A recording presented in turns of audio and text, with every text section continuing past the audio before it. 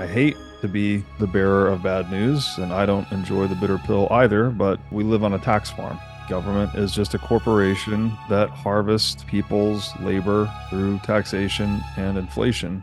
The less people understand that, the better. We're all here to produce money for the government. Yeah, exactly. And then hopefully they don't have the policies where they just want to end us, which it seems like they want to. They want us to produce tax revenue, or do they want us to die? Well, when you die, guess what? They tax that. Yeah. In general, it's very misaligned incentives, the relationship between the individual and the state. But when you unplug from the matrix and start seeing things through the eyes of Bitcoin, you see the state for the scam that it is. I don't think it should be that surprising, by the way. When I look around the world, I see a lot of scams. A lot, right? Public education, public health, public this, public that. Like, they're all scams. Why would the financial system and money not be a scam? Why would you believe anything else? I don't know. It doesn't seem that shocking to me.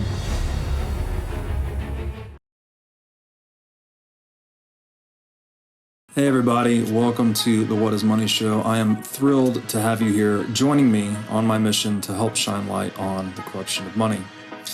Now, if this is your first time listening to the What is Money Show, I strongly recommend that you go back to episodes 1 through 9 first, which lays a lot of the groundwork for many of the concepts that we explore on the show. These first 9 episodes are my series with Michael Saylor, and thousands of people have told me that this is the best podcast series they've ever heard, hands down, and that it was instrumental to their understanding of money and Bitcoin. So if you're looking to start a deep dive into the nature of money, I don't think there's any place better that you can start other than episode 1 of this show. Now, a little bit about this show and how it makes money. The What is Money Show is 100% sponsor based. So all of our revenues are derived from direct sponsorships. And I strive to be very selective about the sponsors that I work with, specifically only using sponsors that I use personally, and also choosing sponsors that have values which are well aligned to the values expressed on this show, such as freedom, education, self-sovereignty, etc. So what I'm going to do now is a few ad reads right at the top of the show, and then I'll do a few more ad reads in the middle. And I hope you'll take the time to listen to them, as again, these are hand-selected sponsors, and I think you'll like what they have to offer. Have you ever wanted to start a business in the Bitcoin space?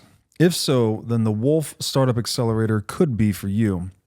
Wolf is the first startup accelerator dedicated exclusively to businesses developing in the Bitcoin Lightning Network. 4 times each year, Wolf brings teams from around the world to New York City to work with like-minded entrepreneurs, pushing the boundaries of what's possible with Bitcoin and Lightning. The program is designed to help early-stage companies achieve product-market fit, develop their brand, secure early-stage funding, and grow businesses that fuel the global adoption of Bitcoin. Go to wolfnyc.com to learn more or apply today. Again, that's Wolf, WOLFNYC.com.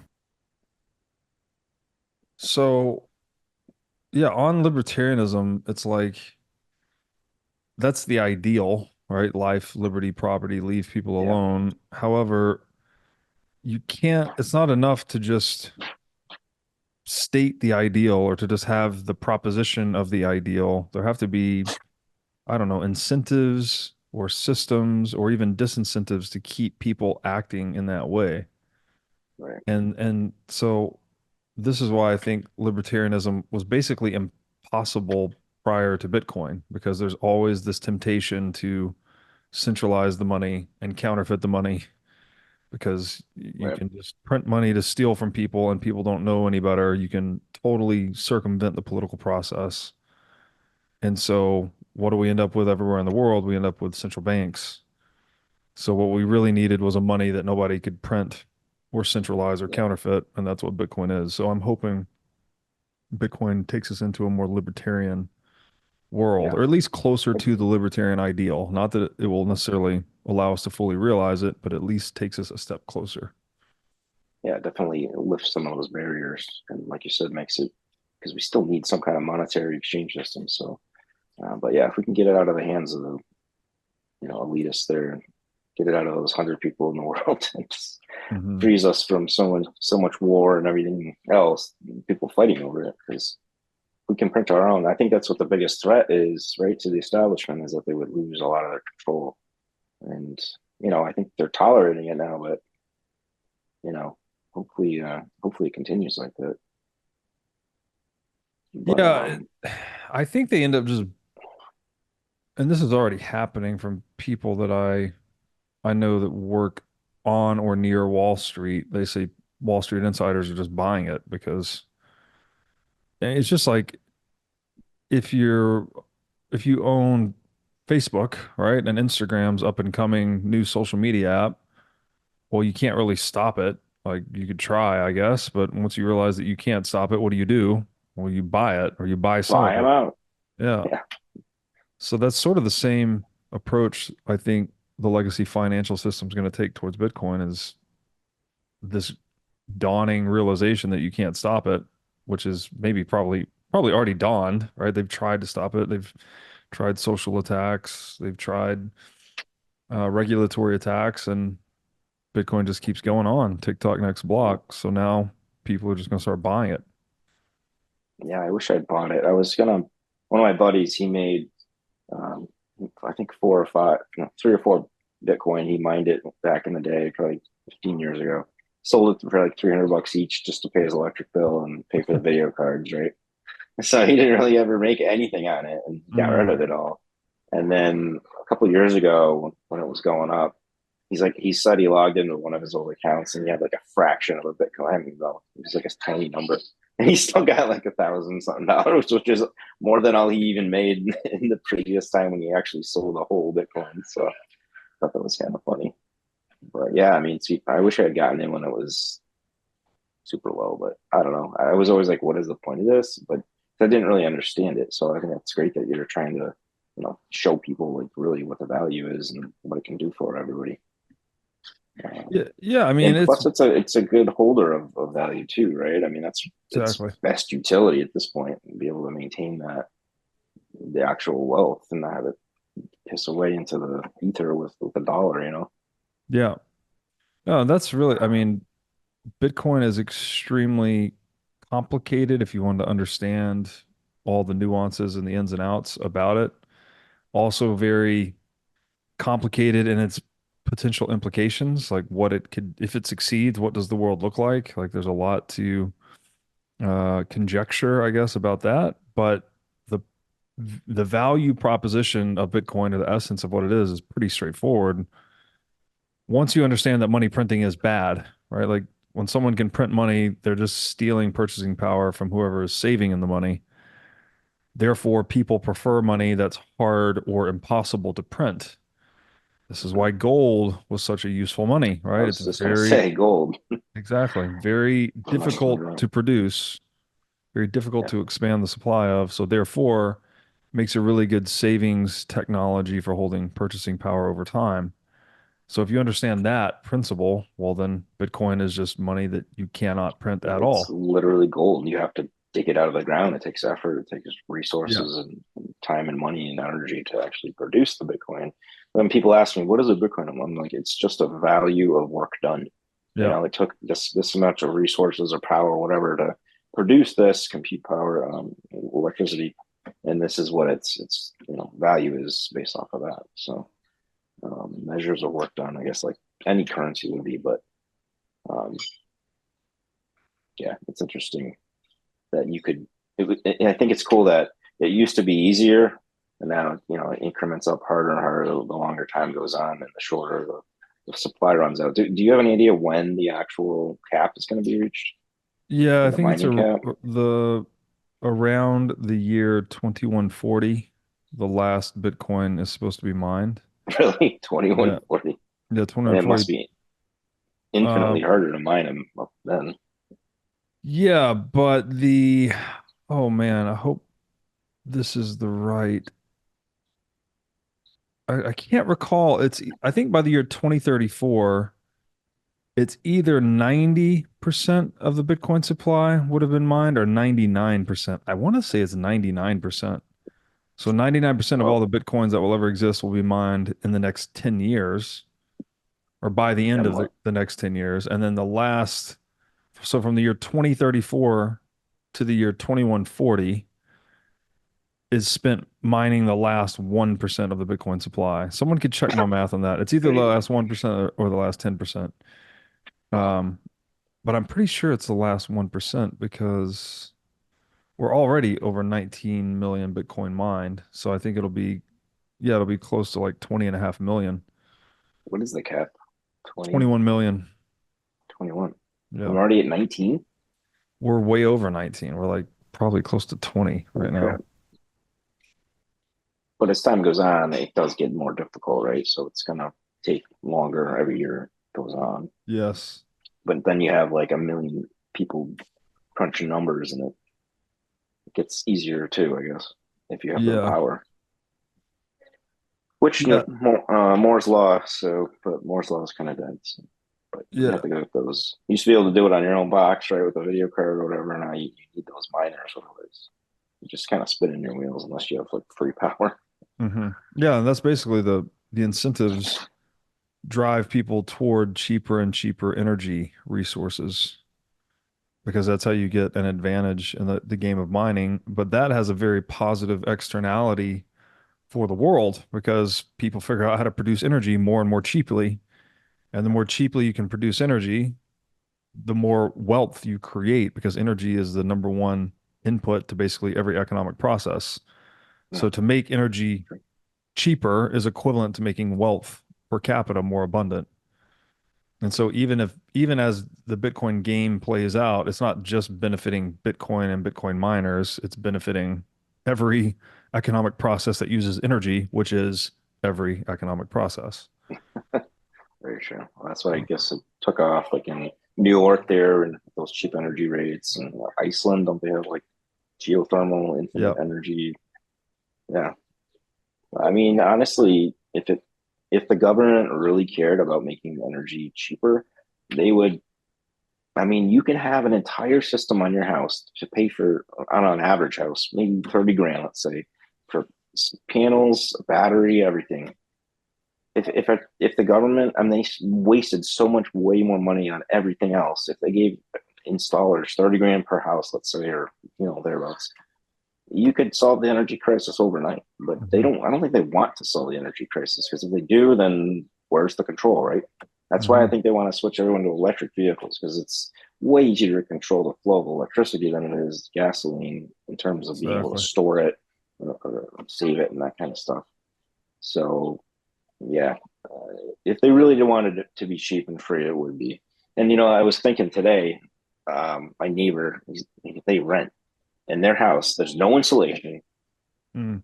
They're stupid and they run the AC all day, even no one's home. Their power bill must be like $500-600 a month. Whereas Mm. mine, I have like a $200 credit. Mm. Because I have the panels, I have better efficiency stuff and insulation. So it's Mm. like the rich get richer and the poor get poorer kind Mm. of scenario because the landlord doesn't care. He's not going to put money into it. He just lets them, waste all their money on electricity and stuff. It's just, I wish it wasn't like that. The more money you have, the more money you can save. But if you don't have enough to even begin, it's like, where do you even start? And especially with the current situation, like no one can afford houses. First time home buyers. I mean, heck, if I was coming to the market as a first time home buyer right now, I would have a difficult time. Um, unless you have that generational wealth almost now to be able to like help your kids out, it's like nearly impossible to do on your own. Yeah. So that's another plus for Bitcoin, right? You can get that generational wealth if you invest early and are able to get you know way more interest off of that than you would the dollar, certainly, probably even the market. Hmm. Yeah. Are you big on just Bitcoin or like all crypto in general? Really just laser focused on Bitcoin. Um, Everything else, I think the key word for me is decentralization. Everything else is centralized, in my view, meaning that Mm. someone or some group controls the rules or the consensus mechanism of every other crypto asset except for Bitcoin. Bitcoin is let's say, battle proven. There's been people that have tried to fork Bitcoin or hijack Bitcoin or change the rules of Bitcoin unilaterally, and the Mhm. market has basically rejected those attempts.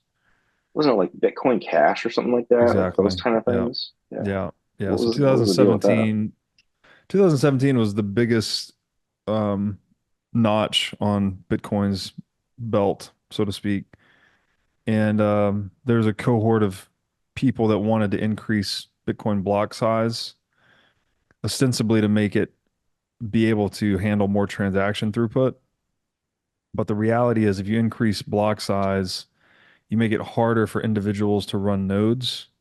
And so, therefore, you compromise the decentralization of Bitcoin. You make it such that it's harder for individuals to run their own node. You need larger, more data center Mm, like setups to run their gotcha. own, to run nodes, which would then centralize Bitcoin. So basically, yeah, there were a lot of wealthy Bitcoiners, a lot of wealthy Bitcoin companies, a lot of influential Bitcoiners really pushing for this fork for Mm, larger block sizes, and individuals rejected it. And Bitcoin Cash, it ultimately did fork, but Bitcoin Cash has collapsed in terms of Bitcoin ever since. And so Bitcoin Cash is basically a failed project, mm. and Bitcoin has continued on. Yeah, that's So what I heard too, because the transaction times and fees and stuff are a lot higher with Bitcoin, right? It's not like you could buy a loaf of bread with a fraction of a Bitcoin, right? It's kind of where Dogecoin and those kind of things come in, right? yeah, I mean, More, it's not so Bitcoin's fees fluctuate a lot depending on demand, but the point of Bitcoin's base layer is to hold a fixed supply. Like it's not meant to be fast right. settlement money. It's meant to be fixed supply money. And then you can do different things on, say, like layer two technologies. There's things like Lightning Network and other ones that are in development that allow you to trade off some of that security you get at layer one. You're basically optimizing for security at layer one. And then on layer two, you could trade off some of that security to get some additional transaction throughput. Um, and so that's the way I think that'll work. And it's very similar to a gold-based system, right? Yeah, Gold does not settle right. quickly, right? It's hard Yeah, to you're move not like physical gold. carrying your gold around going to the supermarket. Right. Um, but gold has a relatively fixed supply, not Bitcoin's absolutely fixed. Gold would just be relatively fixed. And that's what gives it the good store of value functionality. It allows it to hold purchasing power over time. Whereas a layer two gold would be like a gold backed currency. And that obviously lets you move gold very Right. quickly as long as, Yeah. well, we don't have gold backed currencies anymore because people corrupt that and destroy that. But when we did have them, that, that relationship worked, right? You have a highly transactable layer two and a very secure layer one. And so this Mhm. addresses both of the things you want money to do because you want money to be able to express value across time and space. So gold is good for holding value across time, but hard to move across space.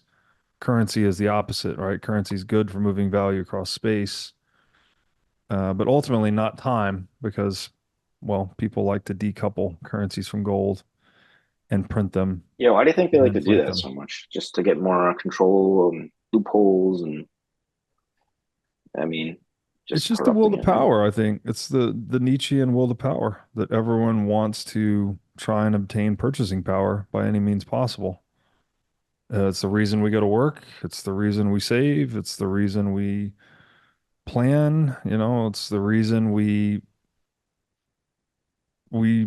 buy tools. We try to get more done with less effort. Like all of these things give us more productivity, which purchasing power is basically stored productivity. Yeah, So it's if true. someone can figure out a scheme where, called a central bank, where you hold all of the gold in one place and get everyone to trust me, bro, that you're going to hold the Yeah, gold and it's manage the totally money one nugget. supply. Yeah. And then you can just print money and steal purchasing power from them. So that seems to Do be you the think the reason. federal? Do you think the Fort Knox is any gold in it? There's a lot of theories that I've say heard no. rumors. Yeah, It's like no there's one's been in there in like forever or something. I don't yeah, over 50 years it hasn't been audited, so I would say it's a pretty bad know. sign. I mean, if you don't want to audit your gold, then what are you trying to hide? Exactly. Exactly. So yeah, Yeah, it's definitely shady stuff going on in the government, and this, yeah, I think the hole goes so deep when you start touching on these like upper layers, like money. Well, who controls it, and who controls them? You know, you yeah. can just go deep, deep, and then you get into conspiracy deal, and you never know. You don't want to demonize the wrong people, you know. Yeah, well, conspiracy theorists are like 300 and 0 the past few years. Yeah, pretty much. I Um, know. It's crazy. but yeah, it definitely, yeah, the what is money rabbit hole has certainly been interesting, and it seems to touch everything. Like it, you go into technology, you go into government history, you get into psychology, even anthropology, and trying to understand the origins of money.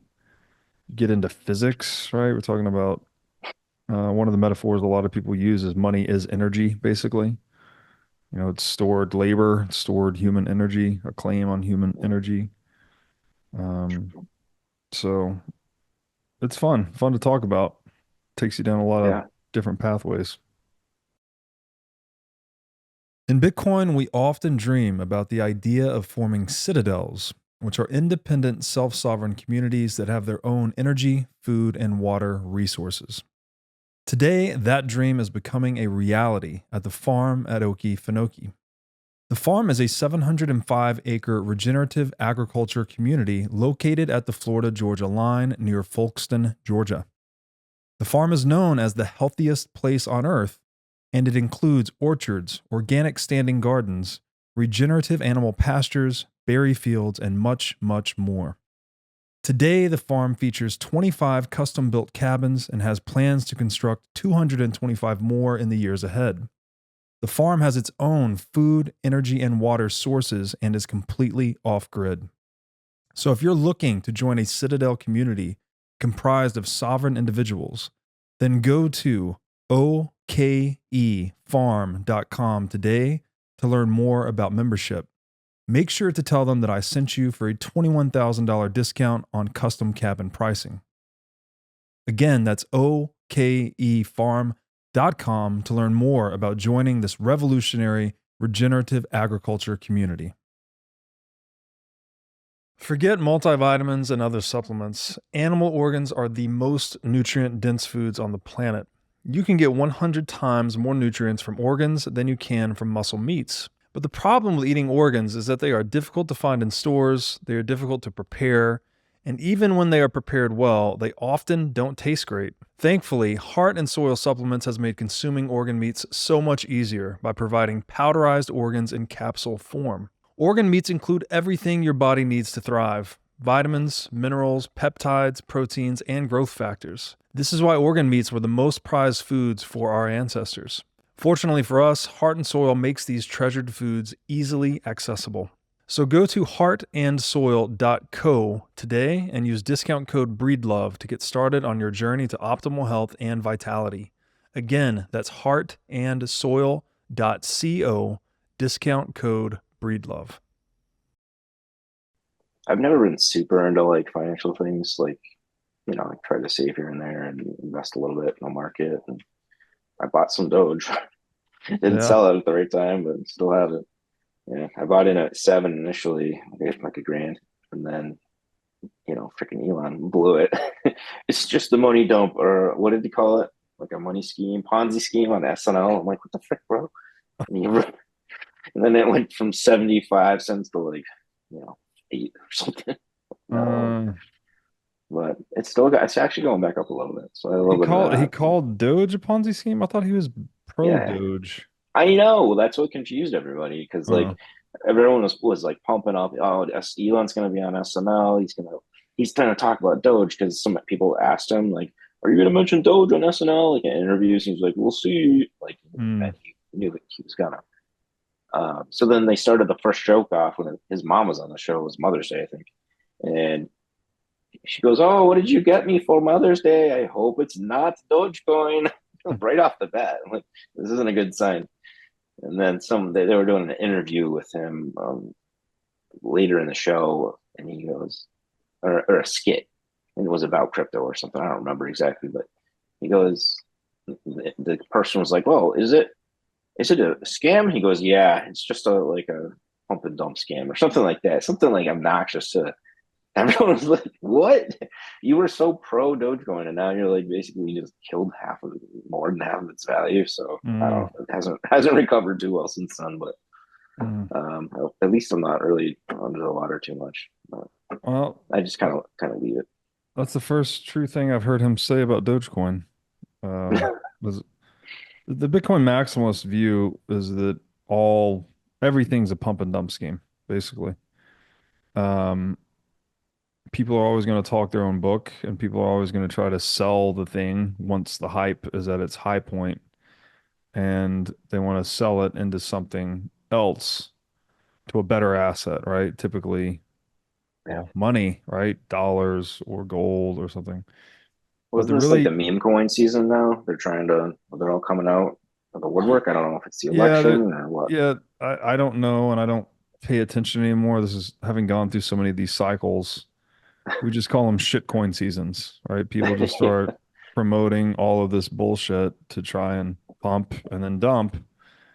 Um, the interesting thing about Bitcoin, though, and again, this is like, it's hard to understand because people from the outside think like, oh, you just hope Bitcoin goes up so you can sell it for more dollars. But what that fails to account for is that Bitcoin is actually better money than the dollar. So when you don't have an asset to dump your pump into, you're left with just a pump scheme, right? So Bitcoin, it's not a pump and dump because there's no better asset to dump it into. It's literally the best Right. money humanity has ever invented. It's literally So the it's, gold standard, if you will. yeah, it's a digital gold standard. So it's just a pump scheme. And that's why Bitcoin's price just goes up and up and up. Um, but yeah, I don't know. It sounds too good to be true. So I understand people's reticence to talk about it or think about it. But I just challenge people to look into it more deeply. And that's why I named the show What is Money? Because like if you really ask that question and you take it to its deepest answers, one of the most useful answers to the question is, well, money is the properties that make good money, right? So the asset that's most divisible, durable, recognizable, portable, and scarce, that's what Right. money is. Whatever best satisfies those properties or criteria. That's Mhm. why gold became money, and that's why Bitcoin is better than gold and better than dollars because it more satisfactorily fulfills those functions or those properties Yeah. rather than anything else. Yeah, it really is like the gold now. Because what else can you have that's more valuable, that people want? And it's always, I mean, that is its utility, right? This point, just Yeah, maintaining the wealth. yeah, exactly. Yeah, if you want to hold purchasing power over time, you want to hold something that has a very inflexible supply, and Bitcoin has a perfectly inflexible supply. The supply does not change. So therefore, Yeah. it's the best tool humans have ever created for holding purchasing power across time. So once the Uh, mining ends, what do you think the future is of Bitcoin? Is it just kind of keep going up because it's now a set standard as this? There's only this much forever, or do you think something next will come along? Or no, I think Bitcoin is at least a once in a 500 year innovation. So I would expect that it will be global money probably before the last Bitcoin is mined, and it will stay that way for roughly 500 years. Um, and as far as how the Bitcoin mining network is secured after the last Bitcoin is mined, it uses transaction fees rather than newly mined Bitcoin. So all of the activity on the network, people spending and receiving Bitcoin as those transaction fees are paid, that's what is used to fund the security of the network rather than the block subsidy right now, which is what Bitcoin does for the first 130-ish years of its life. It uses newly minted Bitcoin to basically bootstrap its own security, but it slowly phases that out and phases in transaction fees instead. So, Do we ever find out exactly who came up with this? Because it's kind of odd how like all of a sudden it's a thing and it's like the perfect solution. It's like, what? Did like is like a small miracle here? Or, it just no. seems so almost suspect, but then again, it's panned out. So Yeah, it is. Again, it sounds too good to be true. It's another weird thing about Bitcoin. Like it sounds too good to be true, yet it is the most true thing we have ever created in the sense that it's unalterable records, right? Like whatever's in that Bitcoin time chain is inarguable, basically. Like it's written in digital stone. And so, no, we don't know who created it. We know Satoshi Nakamoto, but we don't know who that is. And this trips a lot of people up too because people say, "Oh, well, it was the NSA or it's the CIA or it's whatever alphabet yeah, agency." And you're like, as a Bitcoiner, you'd say, "So what? Even if they did create it, they've created something that they can't stop." So, like, even if the NSA created it, they created their own destruction in a way, or they created the destruction of the central bank at least. And the central bank is obviously a major funding mechanism for all those alphabet letter agencies. So, yeah, I mean, definitely. it it would matter, again, this is kind of like a flawed mental model because people still think Bitcoin is like a company or something, right? Like, oh, well, if someone created it, then they're just Yeah, going to control it or use it to control people. It's like that's not what Bitcoin is. Bitcoin's more analogous to an internet protocol. Like it's something that's just out right. there.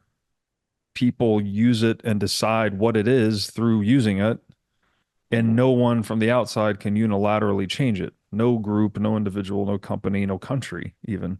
Yep. So it's not a matter of who created it, what are they going to do with it? It's like, well, you do whatever you want with it. It's like the English language, right? It's who created Yeah. English? It's like, well, who cares who created English? We all use it and we, adjust it at the edges as we go, but no one Yeah. controls it, yet we all use it. So it's hard for people, I think, to get their head around that. Yeah, it's definitely not something they really teach in school. No, It's no. it's so new, and then it just probably they wouldn't want to teach it because what do they actually teach in school that's useful? So, They don't teach you about money, I'll tell you that much. why is that? I mean, why Mm. don't they don't even teach you how to balance your checkbook anymore? Never mind No. do taxes or any of the hey, you should start a business because you can write all this off, or otherwise you can pay all this extra tax on top of it. Why isn't practical stuff taught? Why do they say, oh, you need to go to college for that and then pay even more money? It's like this stuff Well, isn't rocket science. I mean, just need someone. I mean, you could probably learn all this stuff just on the internet. I'm not a big fan of like college or I don't know. I'm not sure what my kids, but I have two girls. But yeah, I mean, I think you can if you have the drive, I think you can do most of this on your own now. yeah. If you have the resources, I guess, and connections too, obviously. But yeah, if you have the passion, I think a lot of people can succeed on their own. And the government doesn't. I don't think they like that. They want to be able to have everyone, Henry Fording it in the assembly line of the economy. But Yeah. it just keeps people down, right? I mean, you can't really get ahead of the system. House always rules and wins unless like you do get lucky and have like a really good job or something.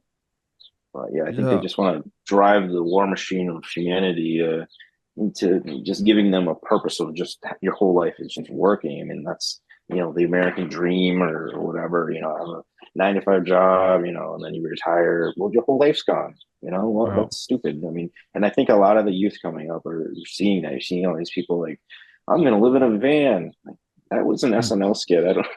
It came all full circle, but yeah, I think that people living their actual lives. I mean, not forever, just doing whatever you want, but and obviously everyone needs to contribute something to society to see it move forward. But just to be able to have that flexibility and know that there is more than just working in life, and I can Mm, actually enjoy the time when I'm here and not be so focused on money. mm. But in Bitcoin, totally, I think frees people from that if they can, you know, get enough of it. Yeah. But Yeah, no, I agree. I mean, it's a bitter pill to swallow, but we live on a tax farm, right? Like government is just a like the corporation Matrix, that real harvests life. people's labor through taxation and inflation. And the less people understand that, the better, basically. So Yeah, uh, yeah, I hate to be the bearer of bad news, and I don't enjoy the bitter pill either, but don't know what else to call it. I mean, you got it to is what zoom it out and is. look at the big picture, right? I mean, Yeah, that's what it is. I mean, yeah, we're all here to produce money for the government, yeah, yeah, and exactly. then hopefully they don't have the policies where they just want to end us, which it seems like they want to nowadays. But Yeah. you know, like all the crap on food and stuff, it's like they want us to produce tax revenue, or do they want us to die? Well, when you die, guess what? They tax that. Yeah, So yeah, there is an incentive for you to die and pass half of your wealth on to your heirs and half of your wealth on to the government. So yeah, I would say in general, it's very misaligned incentives, the relationship between the individual and the state. And this is something that Bitcoin is like this unplugging yourself from the matrix moment opens yeah. your eyes to. Like, I think most people grow up and they just think, oh, well, this is just the way things are. Right. And I need to file these taxes and whatever. And dead president's on the money. And that's just the way it is. That must be there for a reason. Yeah, But when you unplug from the matrix and start seeing things through the eyes of Bitcoin, you see the state for the scam that it is. And it's not, I don't think it should be that surprising, by the way. When I look around the world, I see a lot of scams. A lot, right? Public yeah. education, public health, public this, public Yeah. that. Like they're all scams.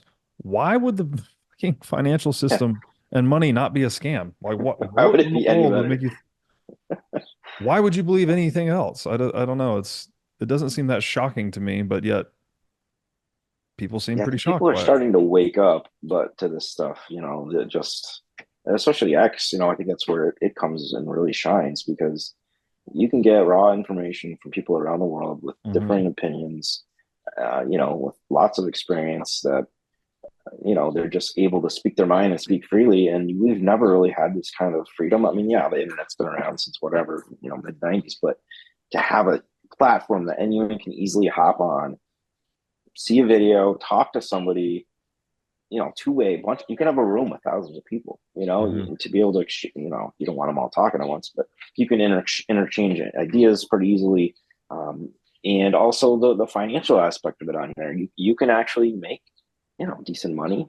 And if you're like living in a third world country and, somehow you get monetized, that can be a huge game changer because, $10 for you, for me is Yeah. nothing, but like, that's like their whole half a month's wage. So, Yeah. I think it could be utilized to help free the world partially from the system.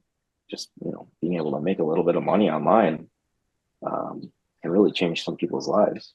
Yeah, and especially if you can store that money in something that can't be debased and inflated away, right? You can store that purchasing power in Yeah. something that works. So let's talk about that. Let's talk X. How did you get started on X, and then how did you become famous? I know you mentioned the plane lady meme earlier. You could tell us a little bit about that. Uh, well, sure. I mean, I don't really consider myself famous, but whatever. I'm just one of the guys with a bigger number. Yeah. I don't know. I started in the end of it was I think October of 22. I had 38 followers, and I posted on something, and someone goes, "Who cares what you think? You only have 38 followers." So I was like, I have a new goal. Mm. So I wanted to get, just have more influence, right? Be able to be Hmm. like, well, my opinion does matter. I mean, I have more followers than you. But it was something I was striving towards, and I just doing it for fun, and I met interesting people, had a good time, and then, I had a few viral moments, this or that. Maybe it'll go viral. You pick up a few thousand followers here and there. And then, the whole Plain 80 thing, Tiffany Gomez, the TMF IMR. that kind of helped kind of launch me a little bit more. I was already probably around 100 at that point, but and then I don't know. The past few months, I got the algo was really good for me for a few months, and then they changed it to I don't know, keep nerfing me, but. I don't know. A couple months ago, I gained like 100,000 followers. I don't know. I switched to like videos and stuff mostly, a lot of it, and that seemed to really work well. But now it's all they keep changing things. So I don't know what's next, but you just gotta kind of roll with it and see what works and change your strategy and stuff. But I enjoy it, and I have a full-time job, but yet I try to schedule things during the day and check it occasionally. But and then I get home and I do this at night. So I'm on X a lot, but I do like it, and I've met a lot of good people and connections that I would have never normally met. I mean, people pay me $5 a month just to be like in my crew. It's like if you think about it, like if you're just starting this, you're like, no, why? And this is what I thought. Like, who's gonna want to pay me $5 a month to be my friend or whatever? It's more like a tip thing, but I have a good community I've made of good people and cool chat and stuff like that. And X is just like kind of like Bitcoin, where it's just kind of open for whatever you want to use it for, right? It's just a platform. So if you just are on there posting memes all day, it's kind of boring. But you want to interact with people, you can make it what you want it to be, right? There's no like rules really as far as like what you should or shouldn't do. Like me personally, I have chat rooms, and I have a really great community of there's a few hundred people in there, and we all get on each other's backs and stuff like that. Or you can just use it as a tipping feature and have put really good news stories out or whatever, and people are like, I appreciate this news, I'll give you $5, whatever. So, and the interaction too is what people like. Is like if you've ever had a small account and then a bigger account comments on you, you're like, oh, it's like your star moment. This guy, I got a comment from Elon or whatever. So it's like that with bigger accounts helping smaller accounts and stuff like that. So I don't know, I have fun. But I love to do this full time, but I still don't make enough. So I'm hoping crypto will come in, right? Save me. What was the deal? I saw the plane lady like getting memeified online, but I was never familiar with how it got started. But you said you had something to do with that. Yeah, I mean the whole story came out probably a month before I really kind of picked up on it, and it kind of was like a flash in the pan initially. But then I noticed, I'm like, she's kind of attractive. So I screenshotted just like one image of her, like where she's like pointing, and then I don't know, I just kept posting the same picture every day, and every day it was getting like millions of impressions. I'm like, what is going on here?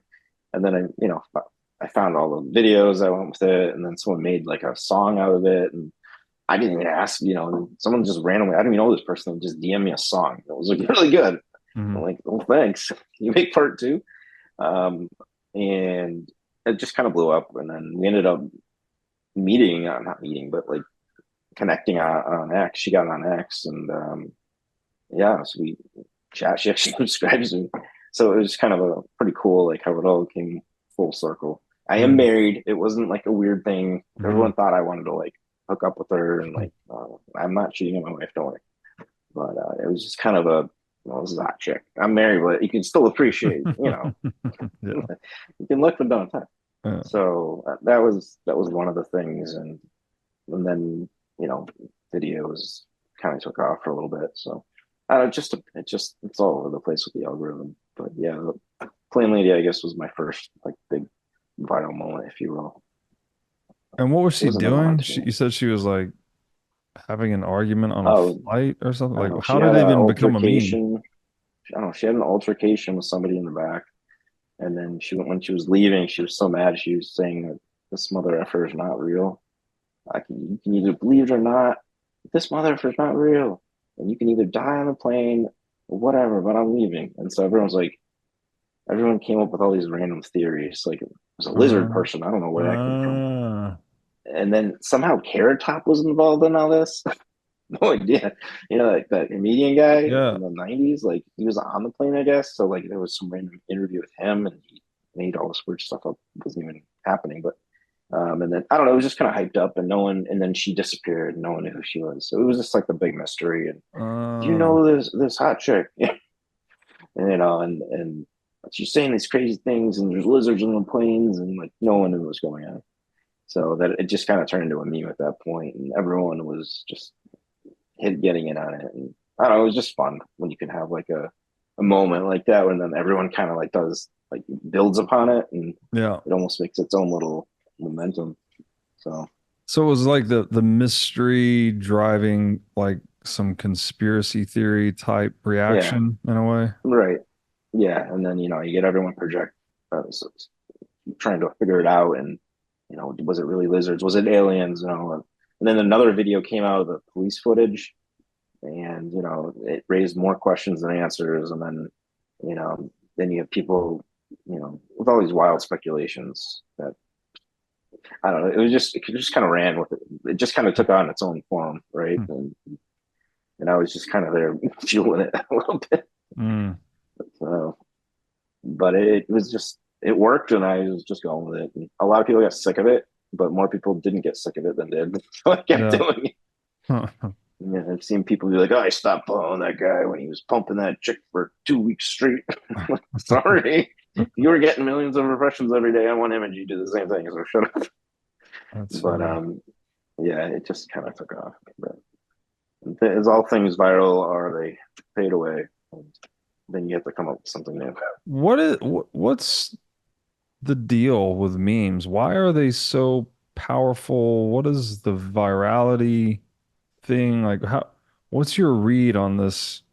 I mean, Richard Dawkins talked about memes in the 1970s, but I don't think it became part of our mainstream vernacular until the age of the internet. So like what Yeah, in your I estimation think it's is just. the deal with memes? I think it maybe just combines like this visual and audio, if you will, with the text on it. And Hmm. it's kind of like maybe like a baseball card or something. Like, oh, check this guy, he's cool. Mm. Or like a comic almost, Hmm. but it gets the message across like in as minimal amount of vocabulary as possible. Usually, like you Mm. see the image, you already know what the image means because you've seen it 100 times.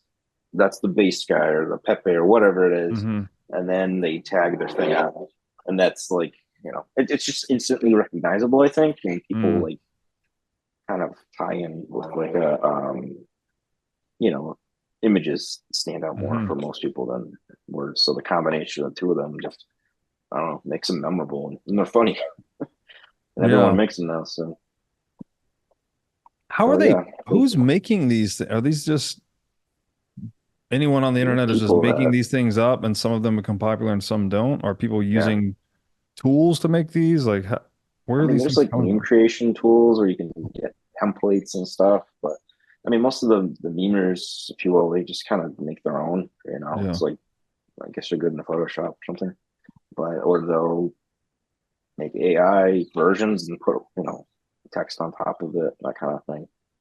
So there's a lot of different ways to do it, but I think the original like memer guys were just making them. I Mm. don't understand how some go viral, some don't, because most of them are like, ridiculous. Mm. They're like stupid. Like there was frog guys and stuff. Where did this even come from? And there's a whole like backstory behind memes and stuff too, right? Like there's some website, I don't know what it is, but it'll like go through like, oh, this guy uploaded it here, and then this guy reposted it. So they all have like some kind of a history to them. Hmm. But I there's a whole assume site. there's a There's like one a site. There was a site that I don't know. I posted this controversial image of like a woman with these ghost babies behind her, and I just said this image makes me sad because in my eyes, I'm like those are representing children that she didn't have, yeah. and but I didn't put it up. I try to like word things to like not really take a side, just kind of to be neutral to get people's what how they feel about it, and then I don't know, get to like 30 million views on this stupid image, and then people were attacking me for being. I'm like, I didn't say anything. Like you guys are putting words in my mouth. Uh, I just said this makes me sad. And it was, why does it make you sad? You don't like pro choice. I'm like, get out of here. Like it just makes me personally feel because I don't agree with it. Um, but there's a whole tracking thing where it shows like, oh, I posted it and then I had all this history, and like you don't even know that this stuff is out there. People are keeping track of all this weird stuff. But I guess somebody has too much time on their hands. Are you sick of being robbed by politicians through inflation and endless money printing? If so, you need to be at Bitcoin 2024 in Nashville, Tennessee on July 25th through 27th. As the largest Bitcoin and Fintech conference in the world, Bitcoin 2024 stands as a beacon of monetary freedom, a glimmer of hope amongst a darkening macroeconomic backdrop. Top speakers, companies, and thought leaders from across the industry will convene in Nashville to look ahead to the next year and beyond. I will be there, and Bitcoin conferences like this have become my favorite place to socialize since becoming a Bitcoiner. Ticket prices will increase soon. Get your tickets now and secure your spot at this game-changing event. So go to b.tc/conference and use discount code BREEDLOVE to sign up for the Bitcoin 2024 conference. Again, that's b.tc/conference, discount code BREEDLOVE. I'd like to thank my friends at Swan Bitcoin for their long-standing support of the What is Money show.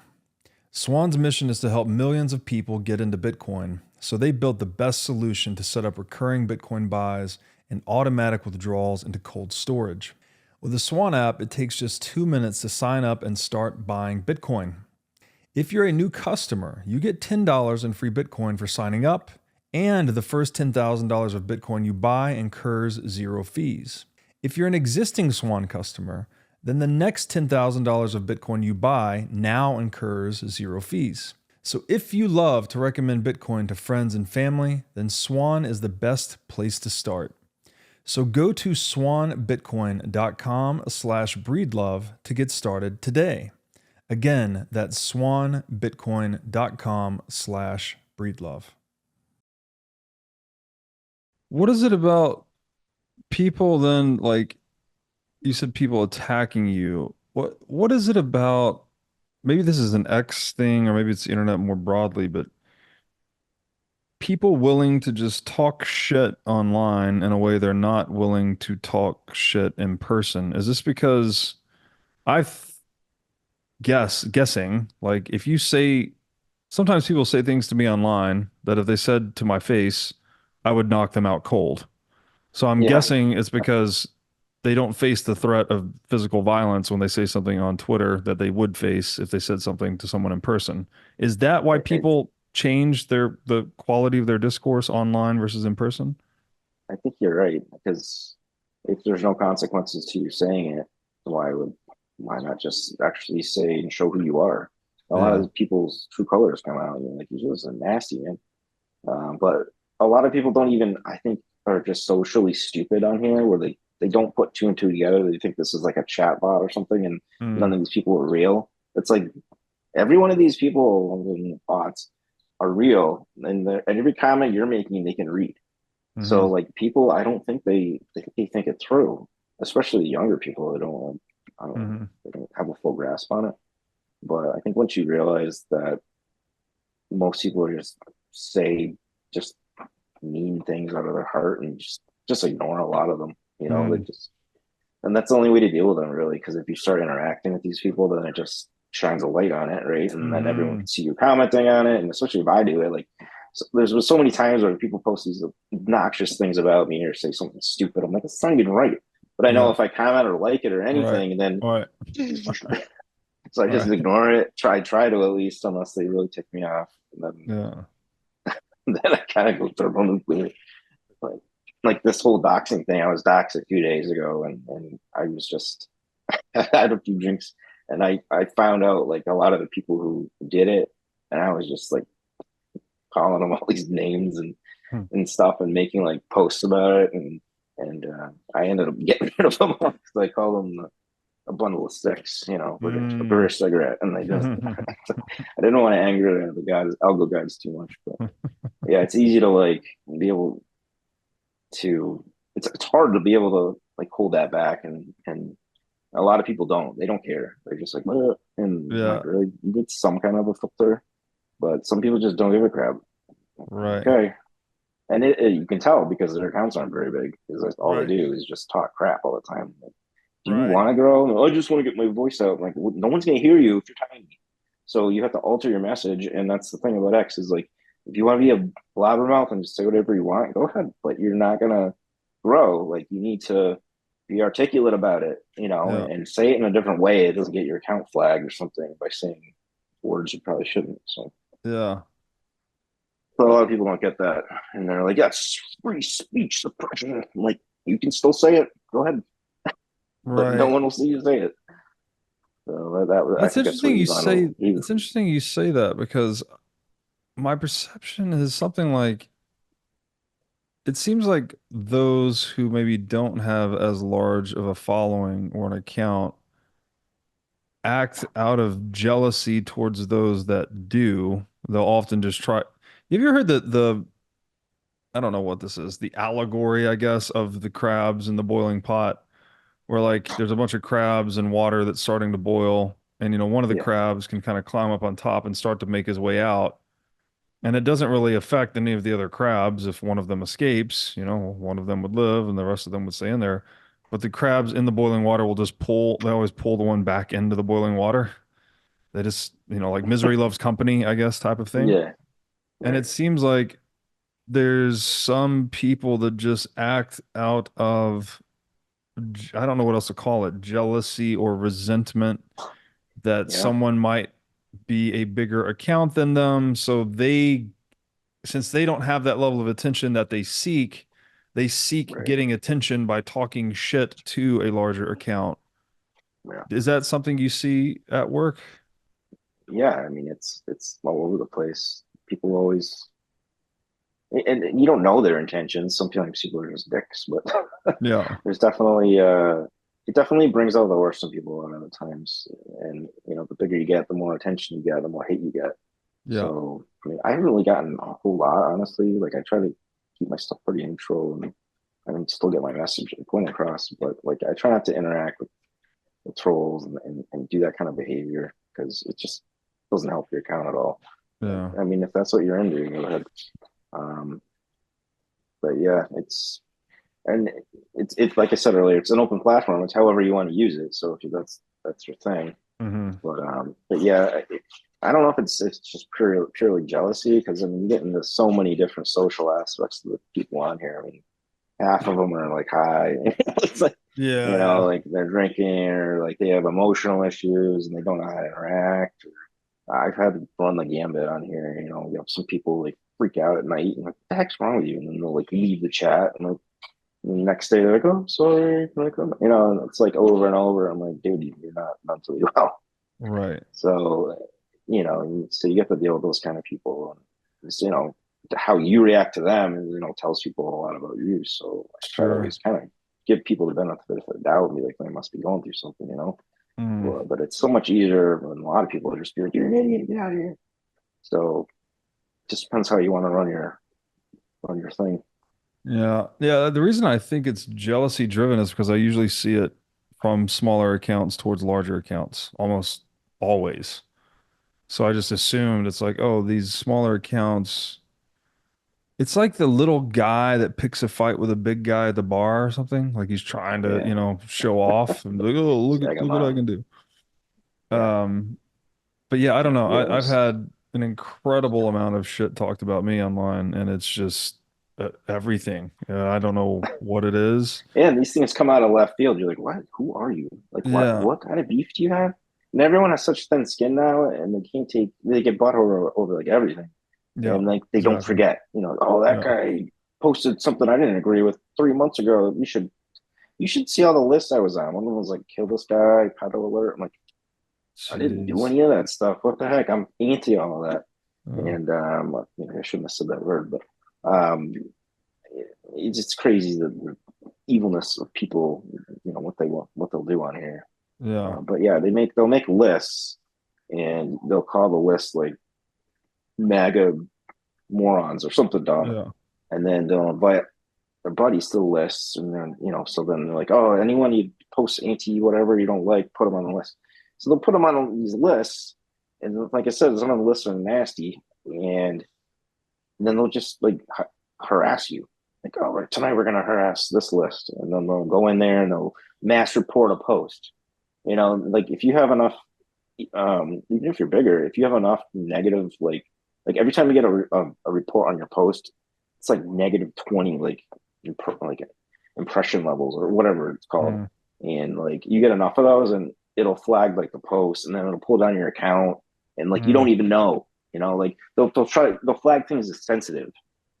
So like I put a GIF up of just a random GIF, and people mass reported it like months later, and then it gets flagged as sensitive. And when it's flagged as sensitive, it affects your account, and then eventually you're like, what is going on with my account? It's not getting any reach, and it's because 6 months ago someone did this to your account, and you can't even find it unless you have tools and stuff. So it's just they weaponize the lists. So yeah, it brings out the worst in people sometimes. To think like that's gonna do anything, like why would you harass someone like that? I don't know. Like you're not gonna. No one's even the person you're harassing isn't even gonna know it was you necessarily, right? Yeah. It's just like so. I just can't. I try not to do that. I have a hard time putting myself in the shoes of someone that like does that. They spend their time and energy doing things like that. I could never imagine in my wildest dreams where I'm like putting on my to-do list, like go harass social media account or mass report social media Yeah. account because I don't like them or agree with them. It's like, what is that? That's the most non-productive waste of time thing Well, I I mean, could most ever people think that of. do this, they don't have a life. I mean, a lot of these guys, Mm, they're living in their mom's basement or something. I don't know. yeah, But the basement dweller. That's the stereotype I often hear. It's the basement dweller. yeah, I mean, I mean, that's another pandemic to itself. Is these kids now that are growing up in their parents' basements, and they're not moving out, and they're 30, and they work at McDonald's once a week, and it's like there's no like testosterone left in these guys, and they just Mm, play video games all day, and they just want to get pizza and not have to work. Yeah, wow. maybe when you're 12, that sounds good, but this is Yeah, like their life. that's And there's so many incredible. people that have kids and they pander them, and they let them like stay in their house. Like, they're like practically married, and they're like still living at home. Like, what the heck? Why would you let your kids do Yeah. So you think it's that? maybe a testosterone deficit then, or a masculinity deficit that we see so much Oh, definitely. resentment and jealous behavior online? Yeah. Well, if someone tries to stand up and say, no, this isn't how I was brought up. I'm a Gen Xer, and like if someone was gay, you called them gay, Yeah.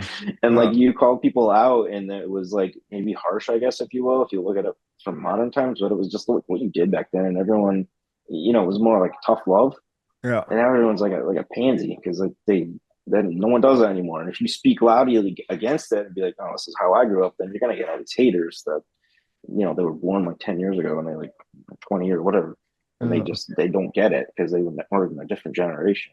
Yeah. But yeah, I speak my mind, and I'll call something out if I think it's wrong. If there's rainbow flags forcing me to go into my kid's school, if they're over the doorway and we have to go through them, I'm gonna pull my kid out of school. It's just like me Mhm. saying that is like, how could you not be inclusive? Because I don't believe it, and it's against Yeah. what I believe. You go ahead and believe your thing, but don't make me force it down my throat. I mean, like if you say something like that, you offend like my whole neighborhood like doesn't like me Yeah. because I speak my mind and like say that's not okay when it's not socially acceptable to do that. So yeah, if you do that and you have any kind of masculinity, people try to harass you and Oh, take your message down, get you fired or dox you or whatever they can. And it's a yeah. nasty community. I mean, a lot of these people are already like so they Yeah. just will they have this like anger. A lot of them, they just I don't know. It's not healthy. And then they've been fed this since school. Yeah. Just resentment, hatefulness, and like, oh, you're, a white suppressor. Oh, it's baloney. It's all race beating, and I don't know. I can go on for a while. I don't know. Yeah, I don't know if the where you want to go the with this. the inclusivity thing is truly ridiculous. It's like, what do you mean we're gonna include everyone in everything? It's like, no, that's ridiculous. Like, if I'm gonna go watch a basketball game, I hope we've excluded all the shitty basketball players, and there's only That's good right. basketball players on the court. If I go into a corporate office to meet with the C-suite, I hope you've excluded all the idiots, and I'm going to meet with the smart people. Like, I Yeah, want the world to be exclusionary. If I go to a nice gentleman's nightclub or lounge or something, I hope they've excluded all the riffraff. I hope there's good right, quality people in there. And right. so this idea of, participation trophy, everyone and everyone wins and everything's inclusionary is just, it's utter nonsense. It's an attack on excellence. And Yeah. that does not work for me. Like, I want a world where people are excellent at what they do. And I want a world where we celebrate people being excellent at what they do. And to try and That's like invert almost that, intentional, like, yeah, right? Like they're trying to like undermine society by saying everyone's good and everyone's great. You're gonna get your yeah, feelings hurt, Buttercup. Just suck it up. I mean, yeah, that's the world I grew up in, and you got to get used to not, and you pander to everyone like that when they're younger, and it just their mind gets reprogrammed like that, and that's how they are now. And it's yeah, almost impossible to change these people's minds. But yeah, it's sad, and it's only getting worse. You know, yeah. I don't want my kids in these schools. We were at Um, Miami Swim Week this weekend watching some of the swimsuit runway shows, and a lot of these how was that? designers were plugging in the super fat, ugly swimwear models. Why? It's like they No show one that wants all to these see that. beautiful women would come and do the thing, and then they'd every now and then they'd have one big fat woman walk out there, and I'm like, why? Why are we doing this? Why? And you could feel the energy in the Screw. room go down, right? Like, the energy's up, everyone's enjoying these beautiful women, and there were also men. There were fit men walking around. You know what they didn't have though? Fat guys. There were no fat guys. It's only fit dudes, That's fit discriminatory. women, but then they'd plug in the fat women occasionally. And it's like, why are we doing this? What is this weird? What is this? It's some kind of mental sickness. I don't know. It's I don't know bizarre where it's world. coming from, but no one appreciates it. No one in the room No, appreciated it. No one like it. I can't even anyone imagine with the person up there any would appreciate it. Why? I don't want to be the one fat person hanging out with all the like fit people. Like, well, that can't feel good. right. I mean, why would they volunteer? Maybe they were forced into it. Yeah. Oh man. Yeah, no one wants to see that stuff, and I don't understand why we pander to it and go with this inclusionary of everybody and like all these body size. Like you look at like what was it the what was that 90s store J Crew or one of those that like they always have like the attractive wear models on the not that J Crew, and now it's like fat chicks. It's Mm, hmm. like who wants this? Even like the Victoria's Secret and that stuff, they have like trans on there, and I was like, who wants to see this? Isn't a woman? Like real Yeah. guys that are guys, like they don't want that. That's the last thing they want, and it turns them off right away. Like Yeah. any guy I know does not appreciate that stuff. But you get the 1% of these people, they get the loudest mouths, and they get to have their way and all this stuff. And it's almost like the whole system is just designed to feminize everyone so that like another power can take over because we're so like weak, right? Like Mm, when we're like the Roman Colosseum, just give them games mm. to be happy.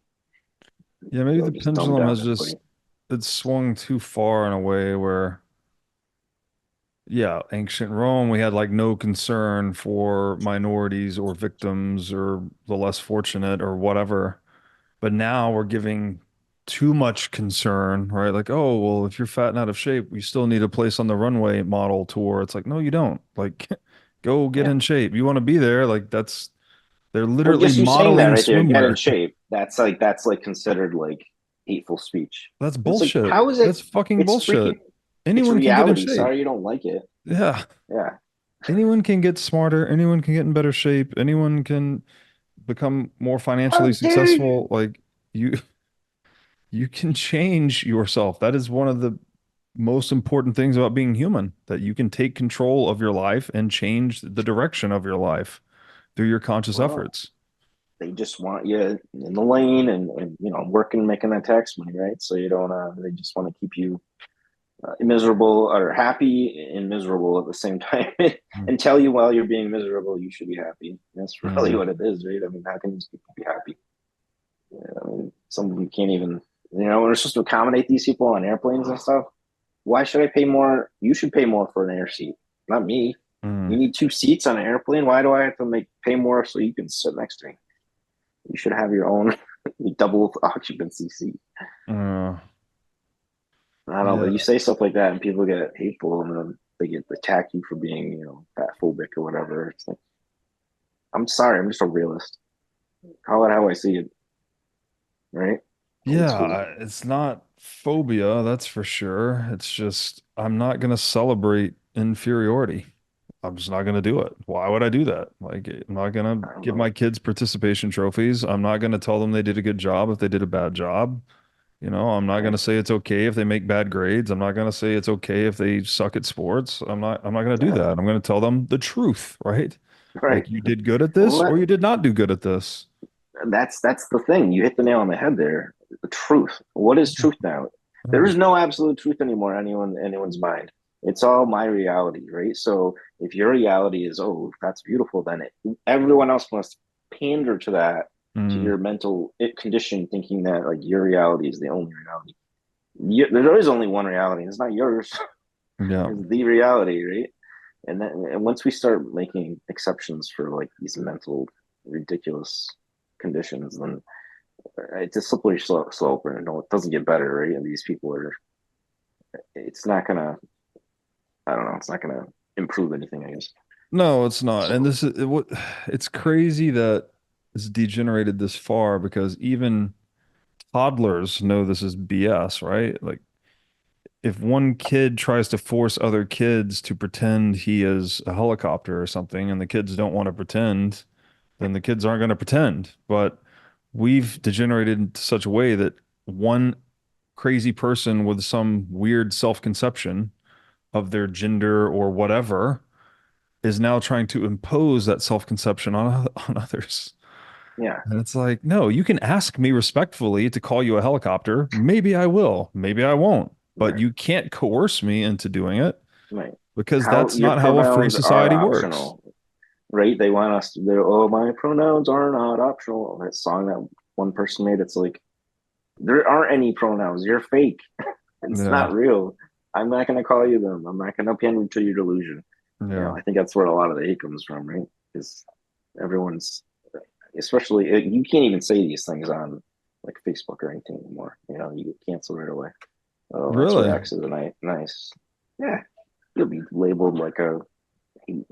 This video probably flagged as like hate or something. I don't know. Oh, one of the Now we have to best redo it. memes, one of the best memes I've seen on that topic was the man who identifies as a cyclist wins Tour de France, and it shows just a guy on Yeah, a Harley smoking everybody. gnarly. That's basically what it is. I mean, Yeah. I don't know. I'm just not. I'm just on board with common sense, right? I'm not trying to offend anyone or exclude people or say you're bad or whatever. If you want to be a motorcycle, go be one in the corner. I don't have to call you a motorcycle though, and don't get in my Right. face and make me accept you as one because you're not. Right. It's just common sense. I don't know. It's not common anymore. That's for sure. Increasingly uncommon indeed. And I Um, heard this from someone, a business owner. I was doing something at other computer system, and she had a really hard time finding anybody because everyone is so hard to get along with. Like the personalities stink. mm, She's like, the job here is really, it's not that hard. This and this was a marketing thing, and anyone can learn to do it, but it's impossible to find people who are mentally there or can get along with others now. And mm, like the turnover rate is pretty high at this place because lately they just haven't been able to get anybody good. It's like, I don't know. So I guess my point is that I think your personality and how you can interact with the people is almost more important than your degree, right? Because if you yeah, can't get along with anyone, then what's the point? sure. So like you can have someone who's maybe not the brightest bulb in the shed or tool in the shed, but it doesn't make any sense. Sharpest tool in the shadow, but they are really good with people and everyone likes them, Yeah, and they help build the team, I guess, if you will, and kind of are the glue that helps, yeah. knit it together. So I don't know where I was going with that, but Well, no, I mean, well, is it any surprise that we don't have goodness when we're not celebrating goodness? I mean, yeah, people aren't going to be good at their job. Well, no wonder they're not rewarded for being good at their yeah, job. Everyone gets yeah. the Well, it's same like reward no matter what. So it's like, why would I try to be good? right, it's like socialism, right? It's like, oh, everyone's just gonna get the same thing. There's no motivation to do any better. Exactly. Yeah, Yeah. I don't, it's very crazy to me that we're flirting with these ideas again. It's like, how many times do we have to learn this lesson? People are different. well, We should celebrate our differences. We should reward people that excel in different domains because then we all get to benefit from their excellence, right? If Michael Jordan's really good at basketball, great. We all get to watch him play basketball and enjoy that. And if someone's really good at building cars, well, then great. Elon gets to be great at building cars or going to space or whatever the thing is, and we all get to benefit from that. We don't need to try to equalize everyone, right? We don't need to try to make sure right. that Michael Jordan can build cars and Elon can play basketball. Like that's not how the world works. We should Right. celebrate and embrace our diversity of skills and know-how and all of these things and be I think real it's just a and tell the tool to truth. divide us, right? They just put these false premises in, like everyone should be equal and perfectly good. That's not how all of humanity has ever worked. Yeah. It's not. I'm sorry. I mean, just the fact of reality. There's different people. There's some are better at things than others, and not everyone can be the same. So why try to like give trophies out of that? I don't know. I think you just got to have that tough love, and I think what it is a lot of the maybe Gen Xers that were picked on and stuff when they were kids. Like they didn't want that to happen to their kids, so now they're all like, oh, Mm, any little thing, they view it as like because they remember how they were treated or something. I don't know. yeah. They seem a lot of weirdos out there. Yeah, it seems like a diversion too from the reality that what's the real problem? Well, the real problem is people being robbed through taxation and inflation. That's a real problem. But let's divide people across any other lines other than that. Yeah, Let's talk about distraction. race or class Yeah, or gender or whatever, just not that. yeah. It literally is just to distract us from the things that actually matter. Yeah. And they're doing a pretty good job at it. But I think people are starting to wake up, and hopefully, like especially with the whole Trump thing, it seems like people are really after the whole indictment. They're like give him like more legitimacy almost. Yeah. He's like bad boy now. Yeah. I don't know, but I don't know. People are, I think, unless they cheat again. Hopefully we get in this thing. I Yeah. assume you vote for Trump. I don't know. You seem Yeah. like a No, normal I person. don't vote, actually. I think voting's a scam, a waste of time. But I vote Well, by accumulating that Bitcoin. ideology. Yeah, I accumulate Bitcoin, which is a vote against the state. Um, but yeah, I I know. if I had to vote, I would probably vote for Trump because the heuristic is the enemy of my enemy is my friend, right? And obviously the establishment does not like this guy. So, Oh, didn't he say something about he wanted to legalize something crypto the other day? yeah, so I don't know. Bitcoiners have Didn't read raised it. like $100 million for him. So now he's very pro Bitcoin, pro crypto. Surprise, surprise. Is He also that it? said he was going to free Ross Ulbricht, who the founder of Silk Road. So that's a Okay. big feather in the cap for Mr. Trump in my book. But again, Yes. I don't vote. I think voting's a scam. I think democracy's a scam, but that's just me. But with your wallet. Vote with your wallet. Bingo. Yeah. Well, Mr. Alpha Fox, I think I've kept you long enough, good sir. This has definitely thanks been for having fun. me. Yeah. I don't know what your normal venue is, but maybe there's a little bit more humor in this one. Yeah, this is good stuff. If people want to find out more about you, where can they find you on the internet? Go to AlphaFox78, or that's my at, or AlphaFox78.com is my merch store. But yeah, that I'm just on X. So if you see other AlphaFox78s, not me. Yeah, and So yeah, just to say, when I tried to look you up, I had to yeah, it's type in temporary. Alpha Fox. I had to type in x.com/AlphaFox78. You did not come up in search because you are shadow banned. Yes, I am. It happens every other week. I don't know why. It's really driving me crazy. Yeah.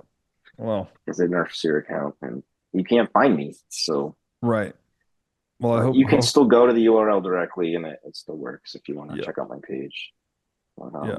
yeah, We'll thanks for having me. I mean, I've never really done a one-on-one like this, so appreciate the opportunity. Yeah, man. Great to have you on. We will put your X URL in the show notes and Okay. hope you get liberated from shadow banning soon. Yeah, well, hopefully. I got out for 2 days last week and I'm back in again. You Nice. never know. All right, man. But Thanks yeah, so much. thanks for having me.